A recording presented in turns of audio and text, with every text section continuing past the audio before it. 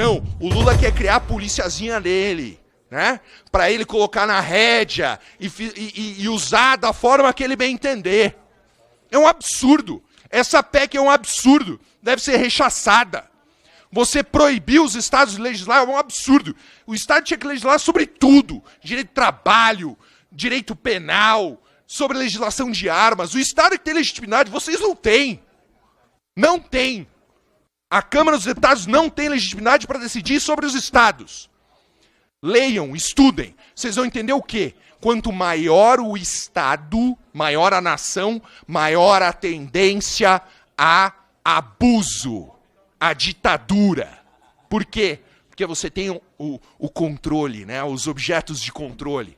Então, presidente, para não me alongar mais, porque eu sei que isso aqui é só uma estratégia da esquerda para consumir um tempo, pode ter certeza que cada um deles vai falar 15 minutos, mesmo que não faça o menor sentido, seja só baboseira. Eles só querem atrasar a sessão, porque no final eles não querem votar a PEC da vida. É só isso que eles estão fazendo aqui, atrasando o negócio. Tá? Então, muito obrigado. Somos absolutamente contra qualquer tentativa de impedir os estados de legislar sobre direito penal. Muito obrigado. Esse é o deputado chilicoso. Está sempre histérico, sempre dando berrinhos, sempre encarando os outros, sempre peitando as pessoas, valentão. É um nojento. Ele disse que Lula queria criar a policiazinha dele para ficar nas rédeas dele. E ele está querendo que os governadores tenham essa rédeazinha. Como foi no caso Marielle, que tinha uma rédeazinha e nada se resolveu. Na verdade, a legitimidade para legislar direito penal é da federação, não dos estados. Pela Constituição, quem legisla sobre direito penal é a União. Eles querem mudar isso. O que vai na contramão de qualquer efetividade de um pacto federativo em torno da questão, onde haja a centralização de informações pelo governo federal. Esse deputado é um despreparado.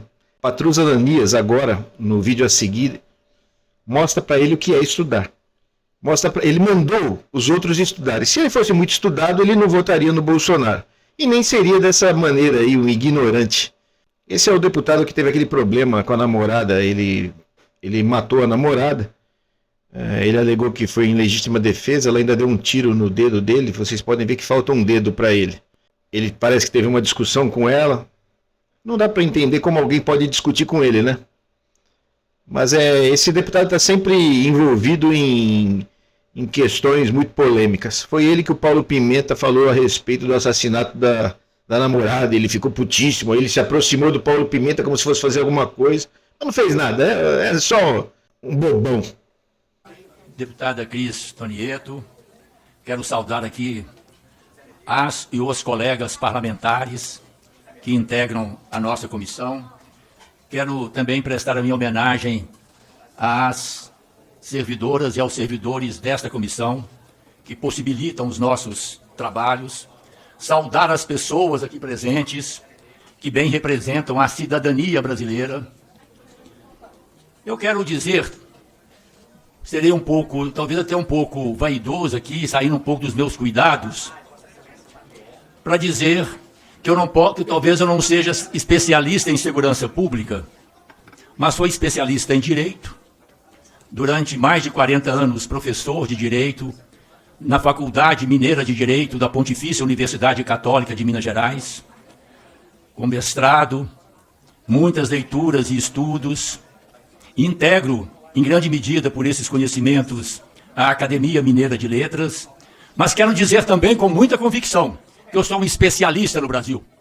Eu estudo sempre toda a história brasileira. De uns anos para cá tem sido objeto dos meus estudos, das minhas leituras, das minhas reflexões. Exatamente por isso é que eu me coloco contra este projeto, conhecendo bem a nossa história, a formação do Brasil. Lembrando que nós começamos, colegas parlamentares, com as capitanias hereditárias. As capitanias hereditárias, segundo um historiador conservador, ligado ao Império, Weinhagen, ele coloca muito bem na sua História do Brasil, em 5 volumes, que as capitanias hereditárias deitaram raízes no Brasil. Tanto que as propriedades enormes que vieram depois, os territórios demarcados pelo Império Português, eram chamados também de capitanias. Não eram mais capitanias hereditárias, mas eram territórios onde o poder privado às vezes conciliando com o poder público, tinha enormes poderes. No Império, nós tivemos as províncias. Quando a gente estuda o período imperial brasileiro, a gente percebe claramente que o poder era bem concentrado. Chico Alencar já lembrou aqui, depois do Império, a República Velha. O Império dos Coronéis. Os estados eram dominados pelos coronéis, pelo poder econômico, eleições fraudadas. Tanto que a Revolução de 1930, que de alguma forma representou um avanço no Brasil, nas questões sociais, CLT, na organização do próprio Estado, o DASP, mas não avançou na questão agrária, não avançou nos direitos trabalhistas das trabalhadoras e trabalhadores rurais, não avançou nos direitos das trabalhadoras e trabalhadores domésticos, mas que teve alguns avanços no Brasil, como mencionei. O período getulista marcou também um período de concentração, porque os estados tinham sérias limitações na formação do Estado brasileiro. A ditadura pós-64, que muitos aqui apoiam, apoiaram, ou querem restituir, ou querem reviver no Brasil, também restringiu os espaços dos estados. Eu defendo o fortalecimento dos estados, na perspectiva do Estado democrático de direito. Mas nós não temos a mesma formação dos Estados Unidos. O nome lá já diz, os Estados Unidos. O país foi feito a partir de 13 estados já existentes, que começaram a configurar os Estados Unidos da América. O Brasil tem, historicamente, uma organização mais centrada. Esse é um ponto para nossa reflexão. Eu gostaria que alguns parlamentares estivessem aqui, para que nós pudéssemos refletir, além da segurança nacional, pudéssemos refletir também sobre o Brasil, sobre a nossa história, sobre a história do nosso direito, tanto no campo do direito penal, como dos direitos humanos. Mas avançando, um outro ponto. O crime no Brasil, o crime organizado, está se nacionalizando. Eu falo da minha cidade, a minha querida capital de Minas, de Belo Horizonte. Durante muitos anos, nós entrávamos nas favelas, nas regiões empobrecidas de Belo Horizonte e passávamos, Jandira, um dia inteiro, conversando, assistindo missas, celebrações. Hoje, são territórios marcados. Na última eleição municipal agora, o meu filho, que foi reeleito vereador em Belo Horizonte, foi proibido de ir numa favela onde nós temos um trabalho histórico, porque o comando, o CCC, já estava lá e definiu claramente quem podia subir. Então o crime organizado está se expandindo pelo Brasil. Estão chegando em Belo Horizonte, estão na Amazônia, em territórios indígenas e outros mais. Estão em Fortaleza, nas capitais do Nordeste, no Rio de Janeiro, em São Paulo. É um crime que vai se expandindo. Então, para enfrentar esse crime organizado e que se expande pelo território nacional, para garantirmos a soberania brasileira, nós precisamos de forças militares integradas sob o comando do governo federal, com a participação efetiva dos estados e dos municípios, com a participação também da sociedade, dos movimentos sociais. Mas é fundamental essa presença do Estado. Eu fico com uma suspeita leve, né? Uma suspeita que eu não posso esconder aqui. Esses que querem estadualizar o direito penal não estão querendo também facilitar a vida de determinados setores ligados direto ou indiretamente ao crime organizado? A quem interessa estadualizar a segurança nacional? E aqui eu entro também, vou pegar uma via aqui pra gente, Oi? Não, exatamente, deputado Jandir está me lembrando. O mesmo crime, penas diferentes. Vão ter, inclusive, os problemas de gente fugindo de um estado para outro, em função do direito penal do estado de outro, onde a pena é menor, onde a pena é maior. Todas as reflexões que eu faço, uma posição como essa leva a essa situação de criminalidade, a expansão do crime no Brasil. Vou tomar uma aqui que minha... Agora eu tenho uma outra questão também, que eu quero colocar aqui. Levantar com toda sinceridade, respeitando as pessoas que pensam diferente. Eu não faço acusações pessoais, não faço agressividades, procuro debater no campo das ideias, dos princípios, dos projetos. Nós lançamos aqui a Frente Nacional em Defesa da Soberania Nacional. Então um tema muito presente sempre nas minhas reflexões é a questão da soberania nacional, o projeto nacional brasileiro, a integração das diferentes regiões do Brasil, a integração plena do nosso país, a implementação de políticas públicas e sempre também muito presente o nosso compromisso com a vida, com a dignidade humana, com o bem comum e com a justiça social, como bem aprendi na minha formação cristã, referenciada nos ensinamentos de Jesus de Nazaré. Mas eu quero, vou só colocar aqui, Pedro, só um minutinho, vou só colocar algumas questões que realmente me preocupam aqui e que eu quero colocar em reflexão. Se por trás desse projeto não estão também uma ideia de operação desmonte do Estado brasileiro. Eu vejo, com todo respeito, mas vejo, leio, estudo, nas ações da extrema-direita nacional, que está aqui presente, nessas forças da direita mais extremada, ligadas ao 8 de janeiro de 2013, eu vejo nessas forças algumas ações sutis, mas que apontam na direção. Primeiro, a quebra do Estado democrático de direito. Não se fala mais de um golpe com tanques nas ruas, mas o desmonte por baixo da democracia, como nós estamos vendo nos países governados pela extrema-direita. Guatemala, é ver a história do Trump nos Estados Unidos no final do seu governo. É um desgaste permanente relacionado à democracia, sobretudo a democracia participativa, o exercício efetivo dos direitos e deveres da cidadania. Uma outra questão que eu vejo também é o desmonte do Estado. O Estado mínimo, o Estado incapaz de implementar políticas públicas, educação, saúde, segurança pública cidadã, o Estado impedido de garantir políticas fundamentais como Fome Zero, segurança alimentar, assistência social. Então é a ideia do Estado mínimo, é o desmonte do Estado e Estado mínimo em termos. Porque para muitos, eles querem que os recursos do Estado estejam dirigidos para os interesses que eles aqui representam, que são os interesses dos grandes grupos econômicos. Então é o Estado mínimo para os pobres, para a classe média, para trabalhadoras e trabalhadores, para pequenos e médios empreendedores, e é o Estado a serviço do grande capital, das grandes empresas. Essa é uma linha também.